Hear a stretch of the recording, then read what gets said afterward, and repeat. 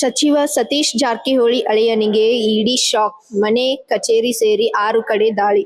ಲೋಕೋಪಯೋಗಿ ಸಚಿವ ಸತೀಶ್ ಜಾರಕಿಹೊಳಿ ಅಳಿಯ ಹಾಗೂ ಅಬಕಾರಿ ಇಲಾಖೆ ಹೆಚ್ಚುವರಿ ಆಯುಕ್ತ ವೈ ಮಂಜುನಾಥ್ ಅವರ ಮನೆ ಹಾಗೂ ಕಚೇರಿಗಳ ಮೇಲೆ ಜಾರಿ ನಿರ್ದೇಶನಾಲಯ ಅಧಿಕಾರಿಗಳು ದಾಳಿ ನಡೆಸಿದ್ದು, ಶೋಧ ಕಾರ್ಯ ಮುಂದುವರಿಸಿದ್ದಾರೆ. ಸಚಿವ ಸತೀಶ್ ಜಾರಕಿಹೊಳಿ ಸಹೋದರಿ ಪತಿ ಆಗಿರುವ ವೈ ಮಂಜುನಾಥ್ ಅವರ ಬೆಳಗಾವಿಯ ಹನುಮಾನ್ ನಗರದಲ್ಲಿರುವ ಐಷಾರಾಮಿ ನಿವಾಸ ಸೇರಿ ಒಟ್ಟು 6 ಕಡೆಗಳಲ್ಲಿ ದಾಳಿ ಮಾಡಲಾಗಿದೆ. ಮಂಜುನಾಥ್ ಅವರು ಸದ್ಯ ಬೆಳಗಾವಿಯಲ್ಲಿ ಅಬಕಾರಿ ಇಲಾಖೆಯ ಹೆಚ್ಚುವರಿ ಆಯುಕ್ತರಾಗಿ ಕರ್ತವ್ಯ ನಿರ್ವಹಿಸುತ್ತಿದ್ದಾರೆ. ನಾನಾ ಆರೋಪಗಳು ಕೇಳಿ ಬಂದ ಹಿನ್ನೆಲೆಯಲ್ಲಿ ದಾಳಿ ನಡೆದಿದೆ ಎಂದು ಹೇಳಲಾಗುತ್ತಿದೆ.